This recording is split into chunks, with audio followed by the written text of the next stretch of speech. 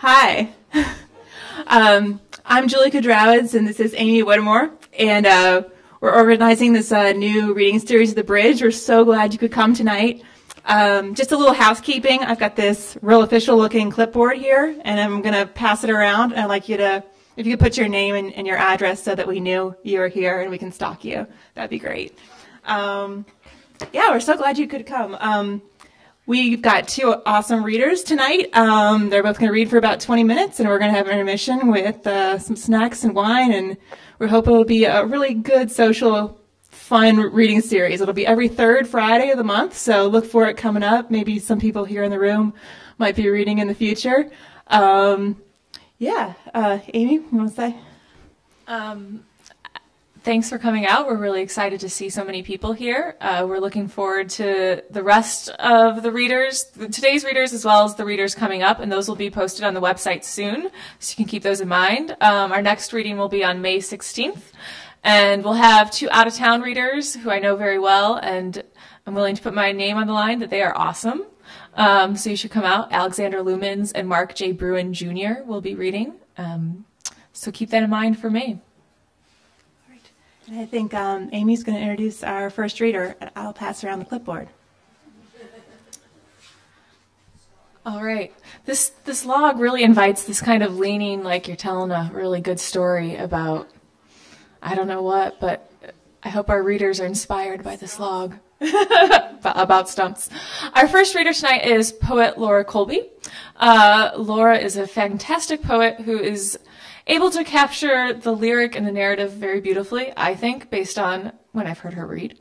So I'm really excited that she's joining us here tonight, and if we can give a warm welcome to Laura.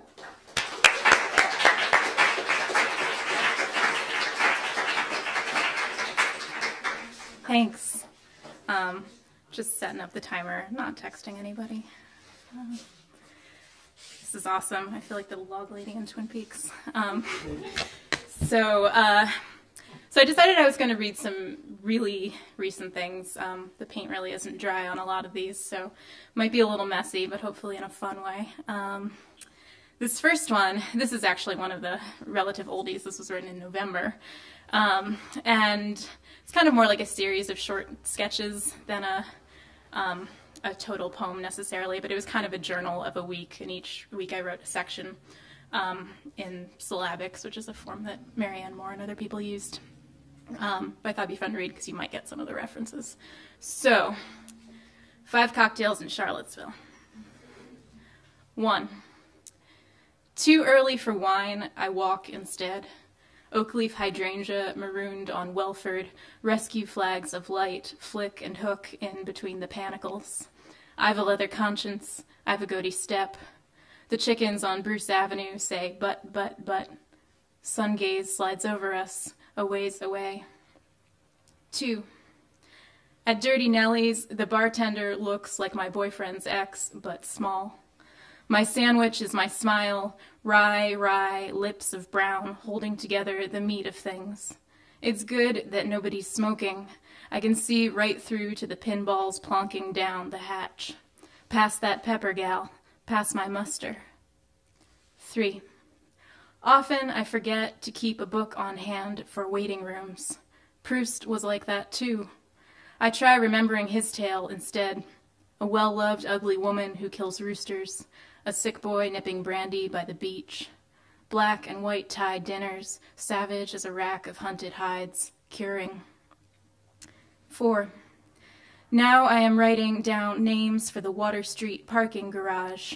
Spider Mance, 4-tier tray of electric snifters, kissing the floor with groveled light, vassal vessels. The Regal validates me with its smudgy stamp, so I park and perch free in this magic chandelier. Chin chin. 5. Sure is dark out there. The last pot of mums clumps soft and drained, something you'd wipe off makeup with. Magnolia tree Marcel waved for long gone folie, looking like it's looking for a ride. In evening's licked brown envelope, my own house strikes me strange. A dead letter, a drink I never ordered. The swings. My almost neighbor grips 2 swings high, 4 pigtails lapping drained knuckles.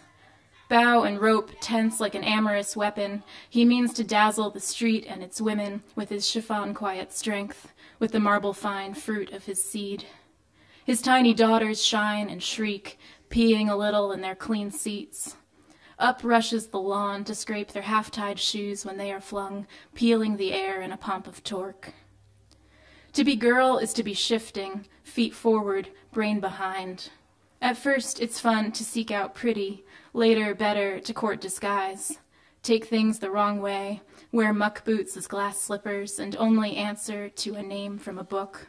Beg one's father for a horse-head tire swing, its hairless black neck to hurtle on, with its reek of oil, its rubber snarl.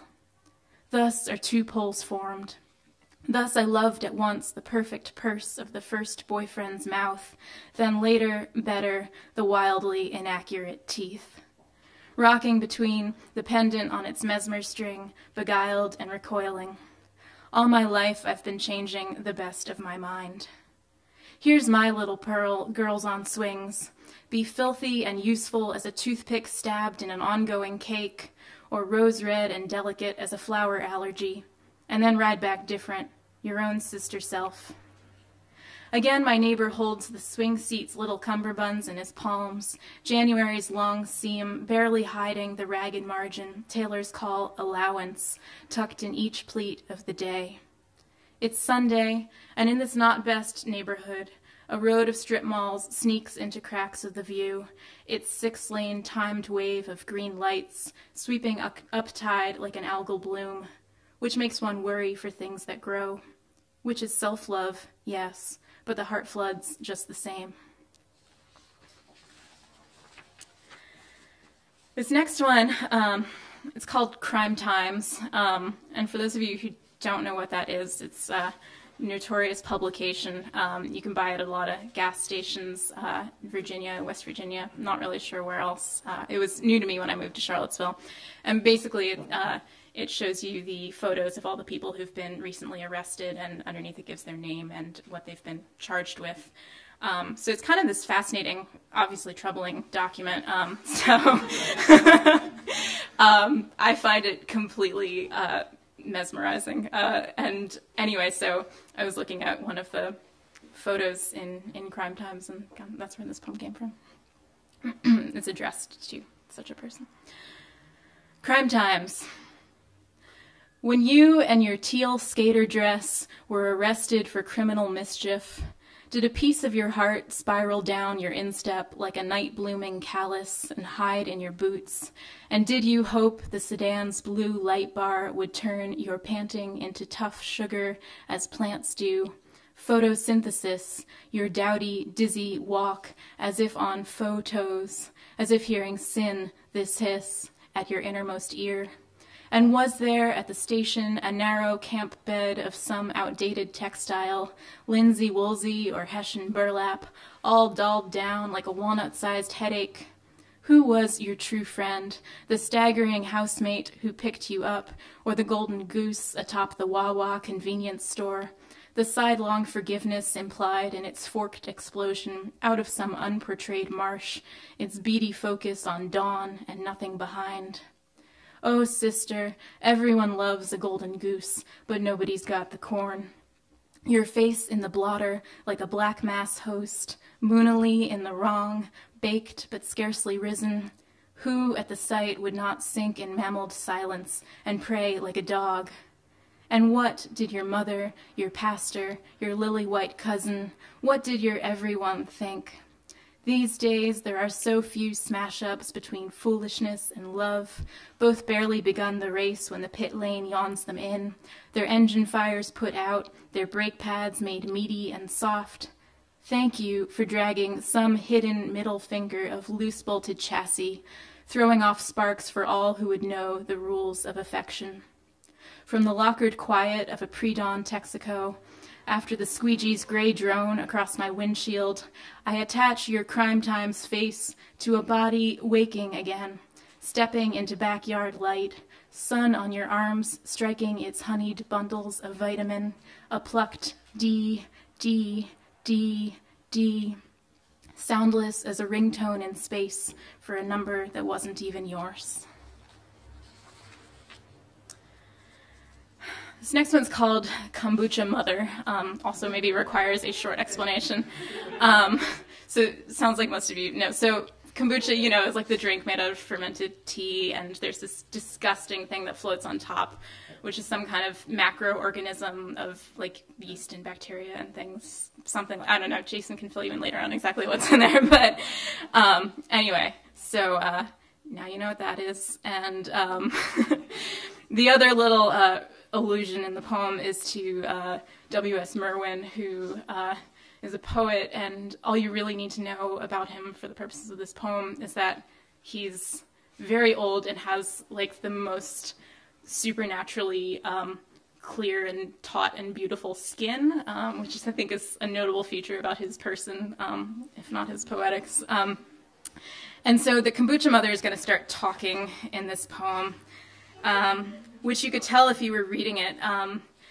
And I don't know, I kind of imagine her speaking in this really hoarse bacterial voice, but I don't think I'm up for doing that. So if I remember, I'll maybe like put my hand up when it's quotation marks or something. I don't know, I'll try to indicate it somehow. So here we go. And I wrote this one for my friend Nellie Carter, who's here. So she makes a mean kombucha. All right. Sewing a white cap over herself, like a baby buckling its fontanelles, the mother I made bobs and breathes. If the air is moist, she'll answer when I ask, who is my true love? Why do we suffer? What does Bill Merwin apply to his skin? I respect her silent Sundays, her thirsty Thursdays, when all she does is peer from her brown drift and burp and gloop. I won $45 on the mother's numbers. Oh, mother, I chant, you teach the clouds to hover and hold together. You instruct the gas station canopies. You are poofed and on patrol, a Macy's parade mammogram balloon. Govern us, oh governess. Next to her, I'm a dentist's chair, my too many parts, my scrubbed, unplantable womb. Next to her, I'm buzzing upholstery, and I tip back at a touch. Lately, she's cranky, her bog head liver spotted. Her answers are questions or jokes, I'm not sure. If a tray falls and no one hears it, do you still tip the waitress? What is the sound of one hound crapping? There's a question blooming under the question, blue rotten, many spored. How much Woodford could chuck up Chuck if he would chuck? I've got to use her while I can. I tell her I've always wanted bangs thick as a Gouda wedge, my neighbor's Wi-Fi password. The mother's skin is scaling to plaster. She demands simple syrup and public radio, calls Beethoven the great decomposer. She wants to be fed like a Twitter, even after I explain. I cover her jar with cheesecloth and she hums, "Here Comes the Bride." In the bananaed garbage, she flirts like a 30s foundling, tapping animal crackers in my soup. Cheeks of her old egg face, chubbed and greasy painted, sweetness diluting as the word sweetmeat, which sounds like flesh, but has no animal at all, none that I could come from or consume. And the next is a little sonnet called East Hundred, which I wrote for my friend Lee Johnson, who's living there. It's a little farmhouse out towards Keswick. East Hundred. Man being where he dwells, you are 15 miles tall, the distance from town stacking inside you like steps towards a bronze bell. One starts to believe no one's ever really seen you, just seen the sound wash down and thought it was a finial or a face. Distance does that, bluing out of mountains in oil glaze, making them the myth, not the clear and present virgin nursing on Titian's patio. Too mannered for you, that last, but admit a bit of your secret formality. The gray roads you lay between guest and host are what but table runners, what but a bristle of telescoping forks keeping hand from meat. Notwithstanding your napkinless pantry, plates unsuited to each other as hemorrhoids to pew. Take this, you, this cake I've brought. What's left can go to hens or butter the grass. Only the dish comes home. This next one's called Prayer. You're the boy girlfriend everyone keeps coming back to. Screw or Oedipize that old parental metaphor, God the Father, Magna Mater. Had I spent one teenage day not speaking to my very excellent mother, I'd be tossed to the blue wolves of her displeasure, which feast chiefly by staring you down till your skin slides tender from the bone. But you, God, you're any layman's easy lay. I'll ignore a month, a year, then stroll on back, following that waft of fatted calf number 5. You are that shaded corner crouch of lawn, shooting lank green shafts as we mow our stupid human way, hummed swaths nearing you, then sharp marches back, one tall L becoming the next and next, the ululating design of a rebel angel cotillion. Some days you've even let me play Nicholson to your Duval, bitter and inward for weeks, then popping like a coked-out hand puppet to the breach in your door. I know what you're thinking. This is how she handles God. How then with a beloved and his possible clumsy hands or ill-starred pants, his near-certain natural moods? Not well. One in particular buckles my heart just now, his long ashy eyes like November trellises, vinous and sleeping. One night I slashed him with a word and all the sap ran out. From then on he was fish-scale blank and handsome, the penny rolled out by a train. You've made us so we can't really mend these things, God, or show liking for whom we no longer love. So often I want a tail to wag, a way to hold someone's hand gently in my rose-tongued mouth, to say only, creature, creature, to my darling fellows on this rock ball, not just the iced bind between words that hurt and touch that speaks of hurt. I want a bonsai maple to sit and bicker to itself on my office shelves, its 1,000 baby hands crowing and wasting the day in their red nubs. If you're taking notes, I want no sterner stuff from you, but help in knowing how to spread my small coin, dig it from my mangy pockets and leave it on the tables, plates, and fountains of all I've ever hoped or loved or hoped not to hate, not to not see. Let's set this one aside for now. This next one's called Danger Bird, which is my favorite Neil Young song title from his album Zuma, but otherwise not a particularly great song, but great phrase. Okay.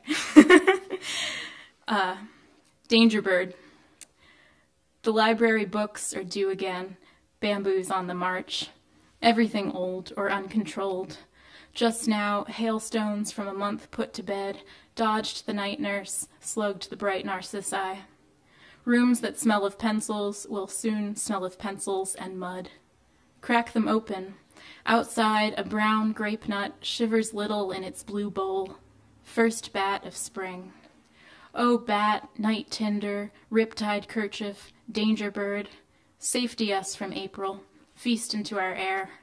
Echo out this failed plot of garden, fasten down at least what's here.